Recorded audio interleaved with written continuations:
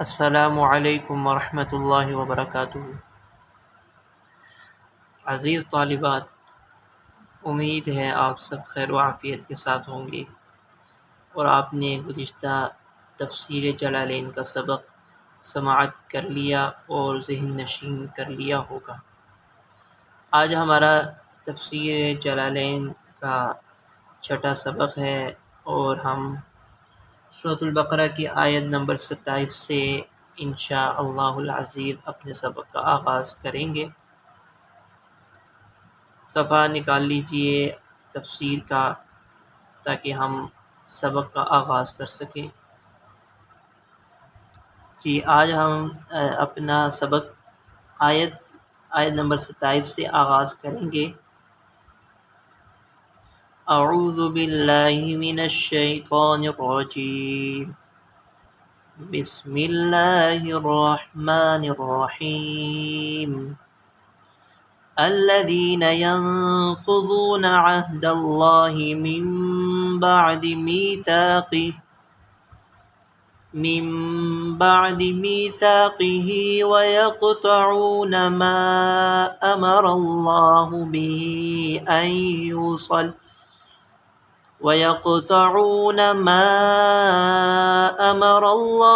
به أن يوصل ويفسدون في الأرض أولئك هم الخاسرون۔ صدق اللہ العظیم۔ جی، بسم اللہ الرحمن الرحیم۔ پہلے ترجمہ دیکھ لیجئے۔ الذین، وہ فاسق لوگ جو کہ اللہ سے کیے ہوئے عہد کو توڑتے ہیں، من بعد میثاقہ، اس عہد کے پختہ کرنے کے بعد، وَيَقْطَعُونَ مَا أَمَرَ اللَّهُ بِهِ أَن يُوصَلَ، اور وہ توڑتے ہیں اس صلہ رحمی کو، اس کو جس کا اللہ رب العزت نے حکم دیا ہے، اس جوڑ کو بھی توڑتے ہیں، وہ صلہ رحمی ہو یا پھر وہ حکم جو اللہ رب العزت نے ایمان لانے کا، اس کو وہ توڑتے ہیں۔ وَيُفْسِدُونَ فِي الْأَرْضِ، اور وہ زمین میں فساد پھیلاتے ہیں، یہی لوگ ہیں ناکام ہونے والے۔ اب تفسیری نکات دیکھ لیں۔ الذین ای نعت، یہاں علامہ جلال الدین سیوطی نے ترکیبی حالت بیان کی ہے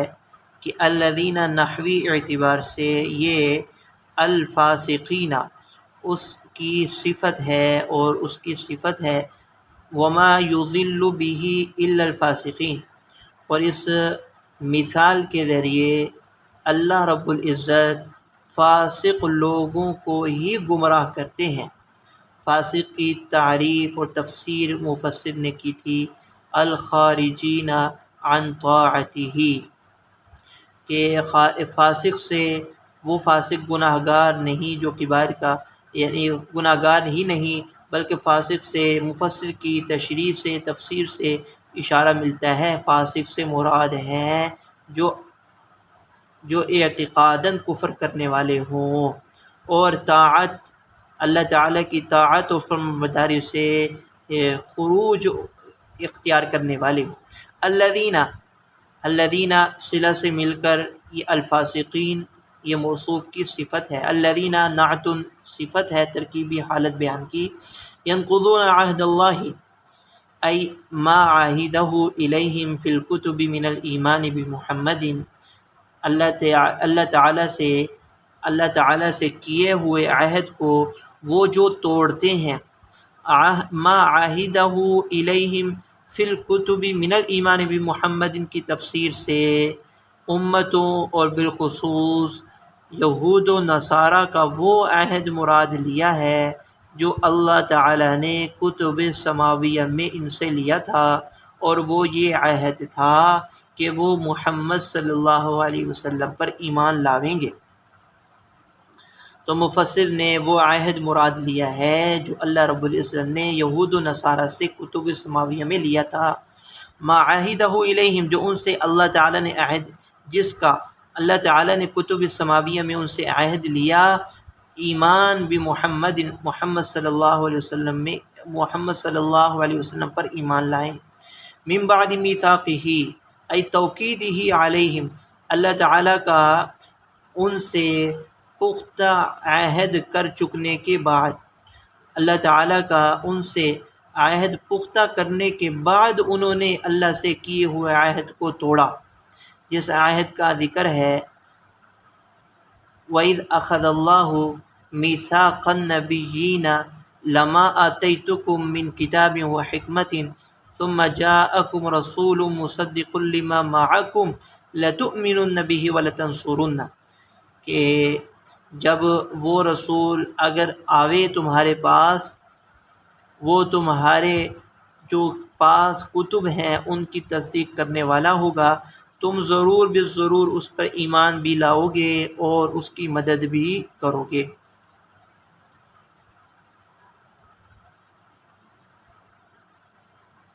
وَيَقْطَعُونَ مَا أَمَرَ اللَّهُ بِهِ أَن يُوصَلَ مِنَ الْإِيمَانِ بِالنَّبِيِّ وَالرَّحِمِ وغیر ذَلِكَ، یہ تفسیر کی ہے امام علامہ جلال الدین سیوطی نے تفسیر کی ہے امر اللہ ما امر اللہ بھی کی، کہ وہ اللہ تعالیٰ نے جس کا حکم دیا اس حکم کو توڑتے ہیں، وہ حکم ایمان لانے کا ہے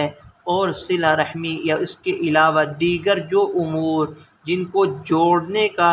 حکم دیا وہ اس کو توڑتے ہیں۔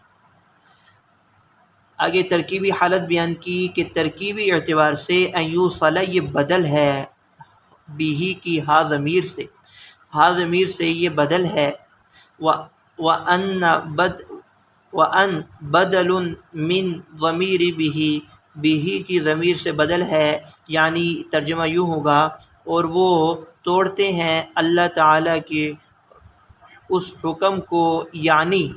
اللہ تعالیٰ کے اس حکم کو، یعنی جس کو جوڑنے کا جس کا اللہ تعالیٰ نے حکم دیا، یعنی صلہ رحمی کی جائے یا جوڑا جائے، اس کو توڑتے ہیں۔ تو ان بدل ہوا بھی کی ضمیر سے۔ وَيُفْسِدُونَ فِي الْأَرْضِ اور فساد وہ زمین میں پھیلاتے ہیں، فساد کی تفسیر مفسر نے کی ہے بالمعاصی گناہ کر کے، والتعویق عن الایمان اور لوگوں کو ایمان سے ہٹا کے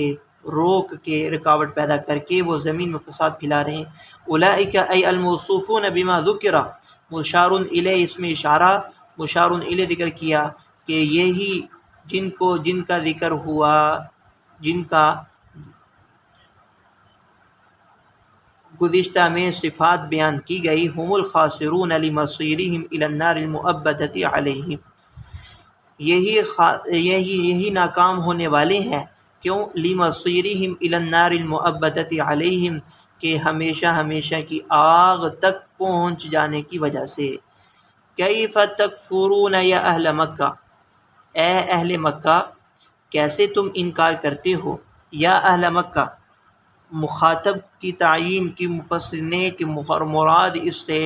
مخاطب ہیں اہل مکہ، اور نیچے بین السطور لکھا ہوا ہے بہتر یہ ہو کہ اس میں عموم مراد لیا جائے، اہل مکہ ہوں یا غیر مکہ ہوں۔ اہل مکہ کیسے تم انکار کرتے ہو اللہ تعالیٰ کا، وقد کنتم امواتا ای نطفا فی الاصلاب، جبکہ تم بے جان تھے، یعنی امواتن کی تفسیر کی ہے کہ یعنی کہ جب تم صلبوں میں نطفے کی حیثیت سے موجود تھے، یعنی مردہ سے مراد نطفہ ہے، مردہ سے مراد نطفہ ہے جو بے جان ہوتا ہے۔ لیکن اس پر سوال پیدا ہوتا ہے کہ میت تو اسے کہتے ہیں جس میں زندگی کی صلاحیت نہ ہو اور وہ زندہ نہ ہو سکتا ہو، اس لحاظ سے نطفہ تو ایک جماد ہے، اس میں تو زندگی کی صلاحیت موجود ہوتی ہے، اسے میت کہنا بظاہر درست نہیں۔ اس کا جواب یہ ہے، یہاں مجازاً اسے میت کہا گیا کیونکہ آگے تقلبات میں اس میں زندگی کی صلاحیت پیدا ہو جائے گی، پس یہ مجاز ما یکون ہے۔ بعض لوگوں نے اسے تشبیہ قرار دیا کہ یعنی بعد نے کہا کہ کنتم کل اموات، کہ تم تو مردوں کی طرح ہو، یعنی کہ جب کہ تم مردوں کی طرح تھے اور ماں کے صلب میں تم بے جان نطفہ تھے، جس طرح وہ فی الواقع اور فی الحال حرکت نہیں کر سکتا تھا، اس طرح تم بھی، اس طرح جیسا کہ مردہ وہ حرکت نہیں کر سکتا اور زندگی اس کے اندر فی الحال موجود نہیں، اسی طرح نطفہ بھی فی الحال وہ حرکت اور زندگی نہیں رکھتا۔ فَأَحْيَاكُمْ،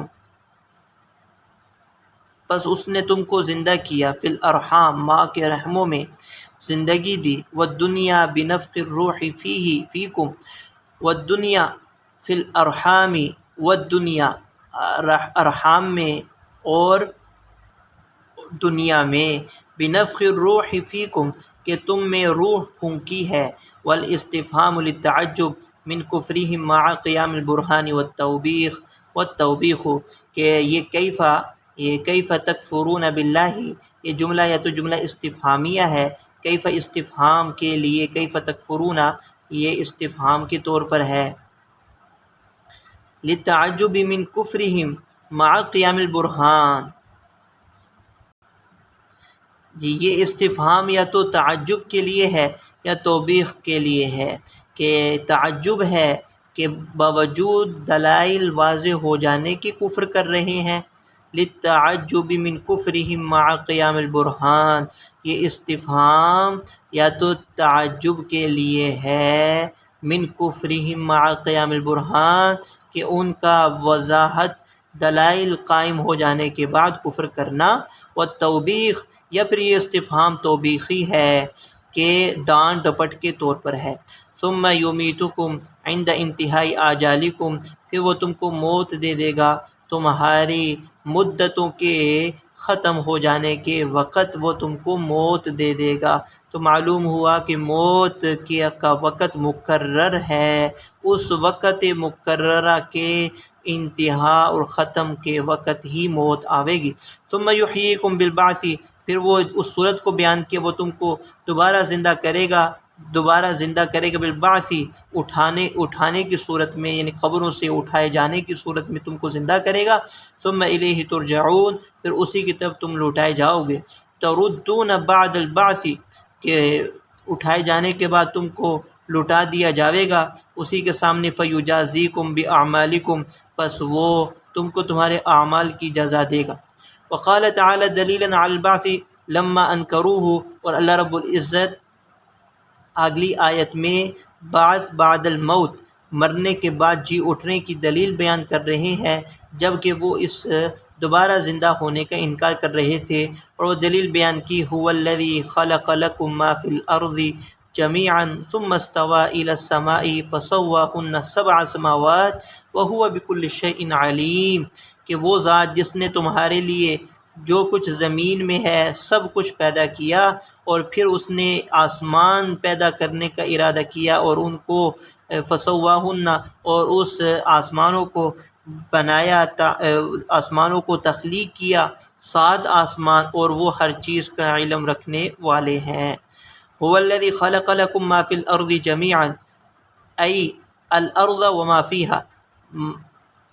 ای الارض وما فیها، زمین کو بھی پیدا کیا اور جو کچھ زمین میں ہے اس کو بھی اللہ رب العزت نے پیدا کیا تمہارے لیے، جمیعا لتنتفعوا به وتعتبروا، تاکہ تم اس کے ذریعے، اس مٹی کے ذریعے اور مٹی میں اندر جو کچھ ہے اس کے ذریعے تم فائدہ اٹھاؤ اور عبرت حاصل کرو۔ یہاں مفسر نے جو الارض وما فیہا سے جو تفسیر کی ہے، یہ بظاہر ایک سوال اور ایک اشکال کا جواب ہے۔ سوال یہ ہوتا ہے، اللہ رب العزت نے یہ فرمایا کہ جو زمین میں ہے وہ تمہارے فائدے کے لیے پیدا کی ہے، تو بظاہر معلوم ہوتا ہے خود زمین کی یہ شان نہیں ہے؟ اسی کا جواب دیا نہیں، بلکہ جو زمین میں ہے وہ بھی اور جو زمین بھی تمہارے فائدے کے لیے ہے۔ ما فی الارض جمیعا میں خود زمین بھی داخل ہے، اسی لیے انہوں نے فرمایا مفسرین الارض و ما فی زمین، اور جو زمین میں ہے وہ بھی تمہارے فائدے کے لیے پیدا کیا۔ لتنتفعوا بہ، یہ خلق لکم کی تعلیل ہے، لام تعلیل بیان کی، خلق لکم کی تعلیل ہے، اس اشارے سے معلوم ہوتا ہے کہ یہاں لام تعلیلیہ ہے، یعنی زمین اور جو کچھ زمین میں ہے سب کی غرض یہ بتایا کہ تم لوگ نفع اٹھاؤ اور اپنے لیے نصیحت کا سرمایہ، نصیحت کا سامان حاصل کرو۔ ثم استوى بعد خلق الارض ای قصد، استوا کا معنی مفسر ای بعد خلق الارض، زمین کو پیدا کر دینے کے بعد۔ بعد خلق الارض، زمین کو پیدا کرنے کے بعد، یہاں پیدا کرنے سے مراد یہ ہے زمین کو بچھا دینے کے بعد۔ زمین کو بچھا دینے کے بعد ای قصد، اللہ رب العزت نے ارادہ فرمایا، قصد فرمایا۔ استوا کے معنی مفسر نے قصدہ کے کیے ہیں،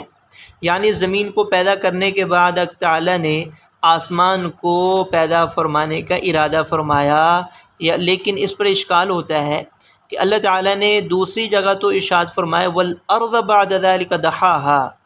کہ اللہ رب العزت فرما رہے ہیں ایک دوسری جگہ پر کہ والارض بعد ذلک دحاہا، کہ آسمان کے بعد اللہ رب العزت نے زمین کو بچھایا۔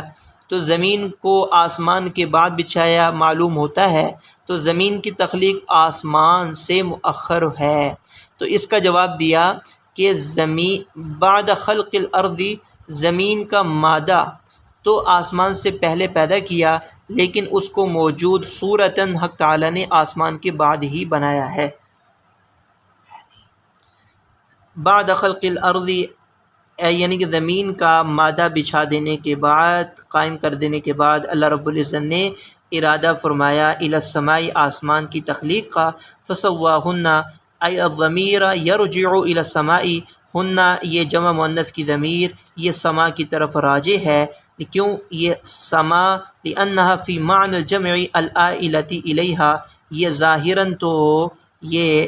جمع نہیں ہے، سماوات جمع نہیں ہے، ضمیر جو جمع کے لے کر آئے ہیں وہ ما یعول کے اعتبار سے، جمع ما یعول کے معنی کے اعتبار سے ضمیر جمع کے لے کر آئے، کیونکہ بوقت قصد سما جمع نہیں تھا، لیکن چونکہ ارادہ جمع 7 آسمانوں کا کر چکے تھے، اس لیے جو آئندہ ہونا تھا اس کے اعتبار سے اللہ رب العزت جمع کی ضمیر لے کر آئے۔ ان 7 آسمانوں کو اللہ رب العزت نے یعنی کہ اس کو ان آسمانوں کو اللہ رب العزت نے ٹھیک تعمیر کیا، بنایا۔ لأنها فی معنی الجمع الآئلۃ الیہ ای صیرہا، یعنی سوا، قضا اور سیرہ یہ معنی میں ایک ہی ہے۔ کما فی آیت اخری، جیسے کہ دوسری آیت میں آیا ہے۔ آیت میں کیا آیا؟ فقضاہن، قضاہن کے الفاظ آئے ہیں۔ 7 سماوات، ان آسمانوں کو ٹھیک 7 آسمان بنائے۔ وہو بکل شیء علیم، مجملاً و مفصلاً، کہ اللہ رب العزت کا علم اجمالی بھی ہے اور تفصیلی علم بھی اللہ رب العزت کو حاصل ہے۔ افلا تعتبرون ان القادر على خلق ذلك ابتداء وهو اعظم منكم قادر على اعادتكم، کیا تم اس بد نصیحت حاصل نہیں کرتے کہ وہ اللہ رب العزت اس پہلے پیدا کرنے پر، ابتدائی پیدا کرنے پر قادر ہے۔ وهو اعظم منكم قادر على اعادتكم، تو وہ تم میں سے زیادہ عظیم ہے اور زیادہ قدرت رکھنے والا ہے تم کو دوبارہ لوٹانے پر،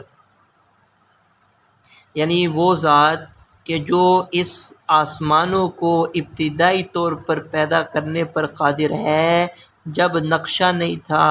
کوئی اس کی صورت موجود نہیں تھی تو وہ تو حد درجہ زیادہ اس بات پر بھی زیادہ قادر ہے کہ وہ تم کو دوبارہ زندہ کر دے۔ آیت نمبر ہم نے 29 تک اپنے سبق کو مکمل کیا ہے۔ یہاں تک آج ہمارا سبق ہے۔ امید ہے آپ نے سبق کو سمجھ لیا ہوگا، الفاظ کے معانی مفاہیم کو سمجھ لیا ہوگا۔ یہاں تک آج ہمارے سبق کا اختتام ہوتا ہے۔ وآخر دعوانا الحمد للہ رب العالمین۔ السلام علیکم ورحمۃ اللہ وبرکاتہ۔